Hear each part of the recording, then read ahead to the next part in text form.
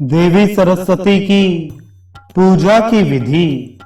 नारद जी बोले, वेद वेत्ताओं में श्रेष्ठ प्रभो, आप भगवती सरस्वती की पूजा का विधान, स्तवन, ध्यान, अभीष्ट कवच, पूजनोपयोगी नैवेद्य, फूल तथा चंदन आदि का परिचय देने की कृपा कीजिए।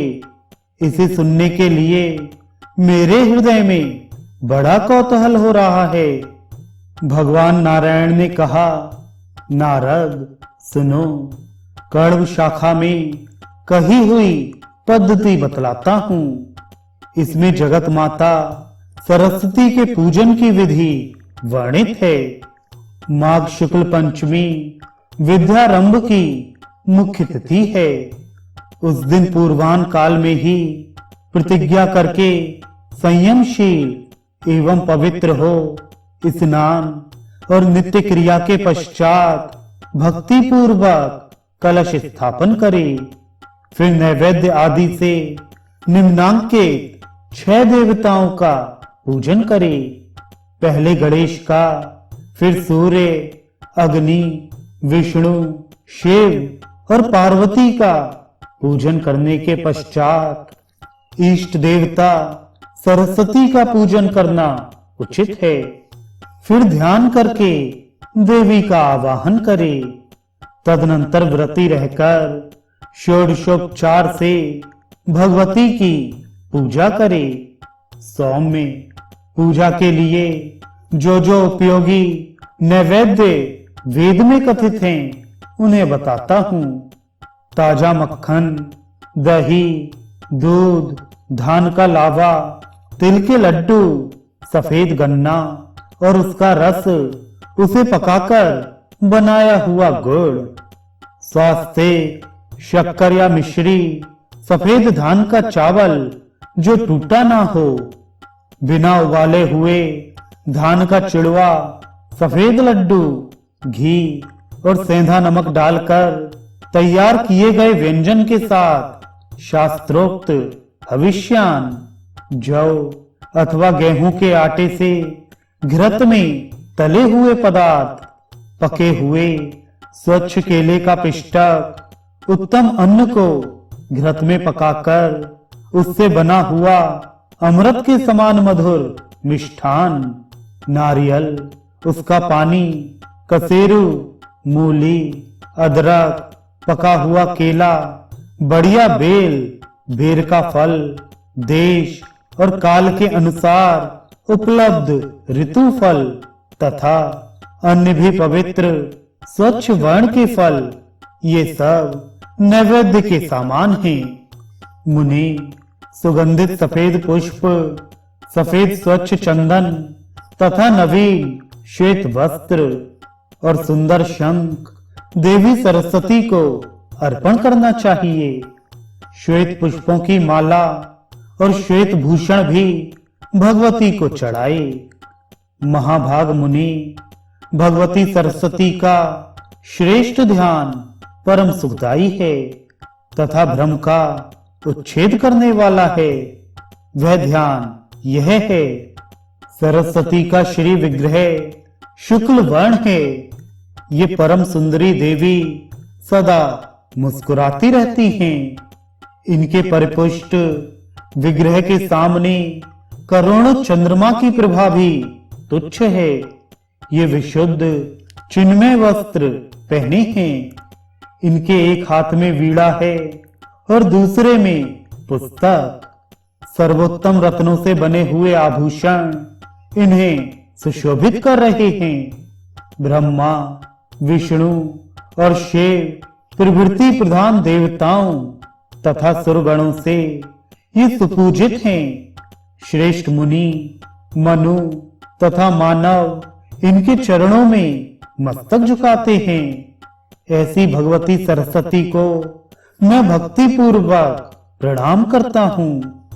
इस प्रकार ध्यान करके विद्वान पुरुष पूजन के समग्र पदार्थ मूल मंत्र से विधिवत सरस्वती को अर्पण कर दे। फिर कवच का पाठ करने के पश्चात दंड की भांति भूमि पर पड़कर देवी को साष्टांग प्रणाम करे।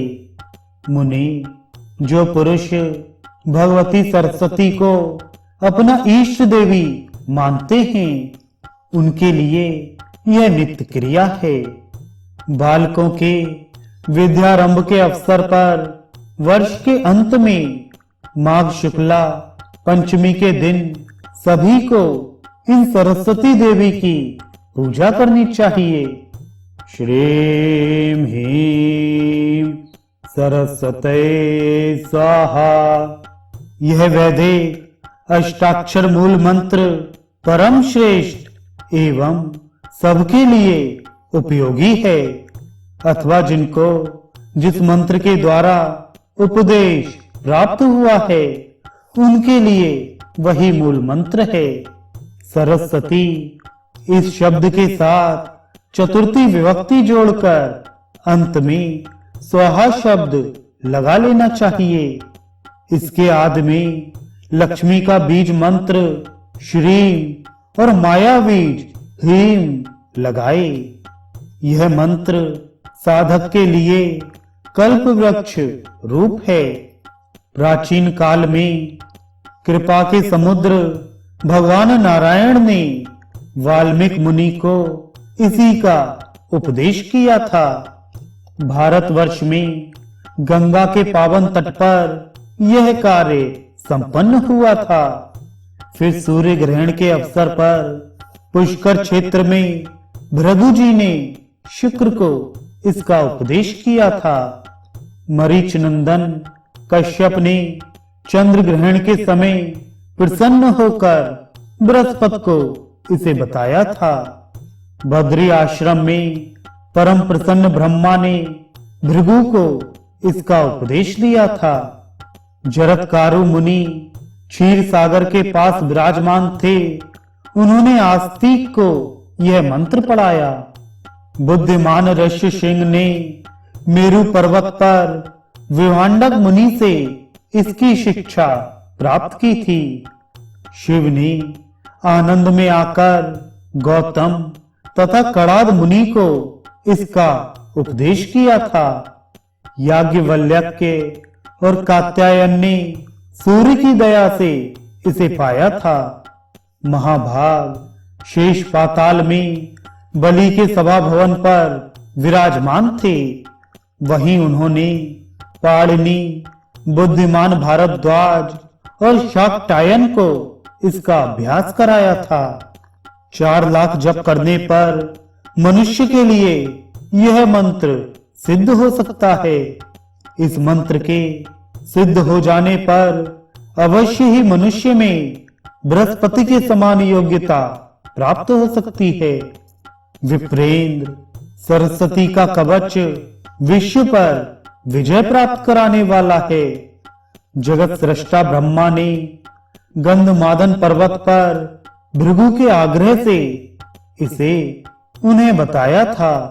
वही मैं तुमसे कहता हूं, सुनो।